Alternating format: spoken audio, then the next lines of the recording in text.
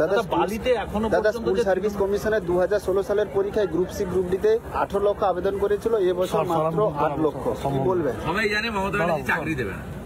আজকে যে পুলিশের পরীক্ষা হচ্ছে একটা চাকরি হবে না, এমন করে হিসাব করে বলেছে ফেব্রুয়ারি মাসের প্রথম সপ্তাহে মৌখিক পরীক্ষা হবে, ফেব্রুয়ারি মাসের দ্বিতীয় সপ্তাহে ভোটের ডেট ঘোষণা হবে।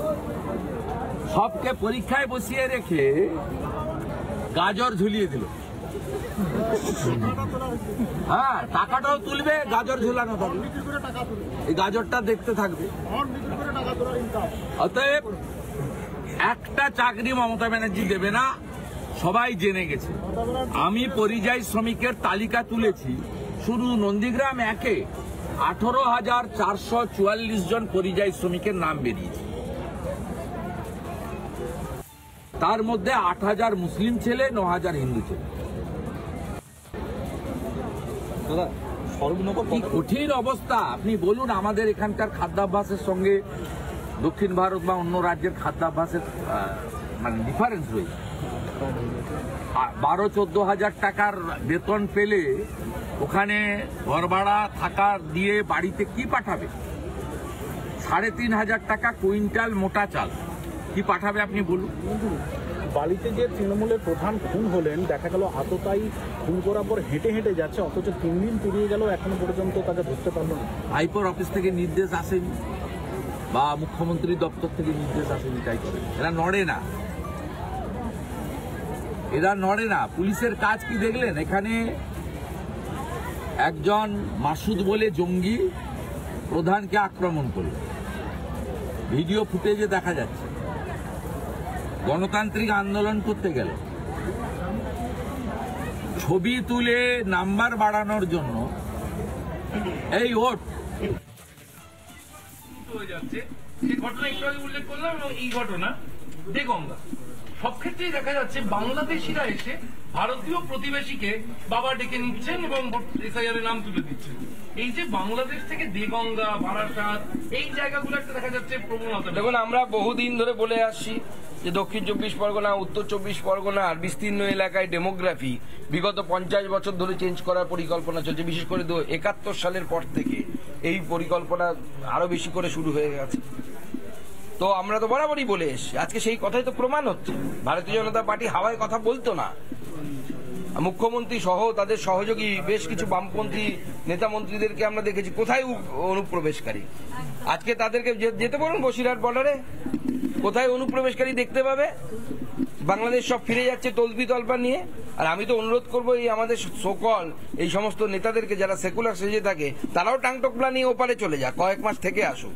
সুকান্তবাবু, আপনি রেসপন্সিবিলিটির কথা বললেন। কমিশন সিদ্ধান্ত নিয়েছে যে ইআরওদের এবার মুচলেখা দিতে হবে যে সেখানে কোনো মৃত ভোটার তালিকায় থাকছে না বা কোনো অস্থায়ী কর্মী এই কাজের সঙ্গে যুক্ত না। দেখুন, এর আগেও এই ধরনের বিভিন্ন পদক্ষেপ নির্বাচন কমিশন নিয়েছিল, কিন্তু অনেক ক্ষেত্রে দেখা যায় যে মমতা বন্দ্যোপাধ্যায়ের অ্যাডমিনিস্ট্রেশন উপর থেকে চাপ দিয়ে এই ধরনের মুচলেখা দিতে বা আটকায় বা আটকে রাখার চেষ্টা করে।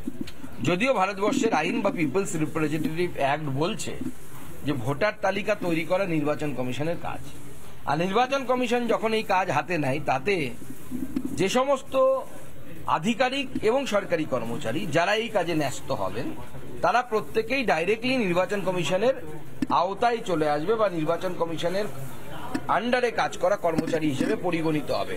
তাদের বিরুদ্ধে ব্যবস্থা নেওয়ার অধিকার নির্বাচন কমিশনের আছে।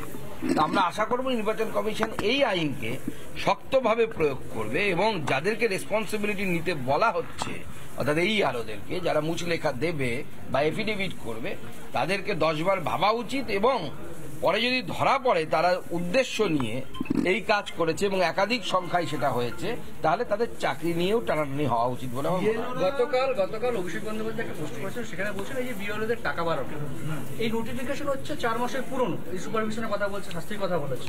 এটা বিজেপি নতুন করে প্রচারে আনতে চাইছে। এক, নির্বাচন কমিশনের পুরো যে স্ট্র্যাটেজি পুরো ফেল করে গেছে। আর বিজেপি যতই বলুক, যতই মেশিনারি ব্যবহার করুক, 2021-এর থেকে বেশি আসন নিয়ে 2026-এ ক্ষমতায় আসবে। দেখুন, কে ক্ষমতায় আসবে সেটা বাংলার জনগণ ঠিক করবে, এখনই তো ফোরকাস্ট করার দরকার নেই। উনি অনেক কিছুতে স্পেশালিস্ট আমরা জানতাম, কয়লা, বালি, সিমেন্ট, জ্যোতিষীও পড়েছেন, জ্যোতিষশাস্ত্র পড়েছেন, এটা তো জানতাম না।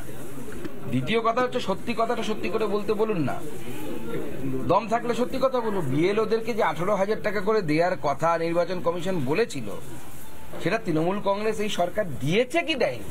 হ্যাঁ নাতে উত্তর, সাদা আর কালো তো, এখানে তো ভেগ জায়গা নেই। ভেগ কথা বলছেন কেন? দম থাকলে এত বড় বড় কথা বলেন, এইটুকু বলতে পারছেন 18,000 টাকা দিইনি, নেই সরকারের কাছে টাকা, ভান্ডার খালি। তো এটা স্বীকার করতে অসুবিধে কোথায় যে আমরা ভিখারি হয়েছি, পশ্চিমবঙ্গকে ভিখারি বানিয়েছি। 8 লক্ষ কোটি টাকা লোন আমাদের প্রত্যেকের মাথার উপরে, বাচ্চাটার মাথার উপরে 70,000 টাকা লোন, 80,000 টাকা লোন। 10 কোটি লোকের মতো যদি ভাগ করেন, আপনার মাথার উপরে আছে, কিভাবে শোধ করবেন আপনি আর আমাকেই ভাবতে হবে। মুখ্যমন্ত্রী তো করবেন না, পগার পার হয়ে যাবেন উনি। বিএলওরা এই যে ভাতা বাড়ানো হয়েছে তার নানা ধরনের কন্টেন্ট দেখার জন্য লাইক করুন, শেয়ার করুন আমাদের ফেসবুক পেজ, সাবস্ক্রাইব করুন আমাদের ইউটিউব চ্যানেল। পাশাপাশি অন্যান্য ব্রেকিং নিউজের জন্য অবশ্যই চোখ রাখুন রিপাবলিক বাংলায়।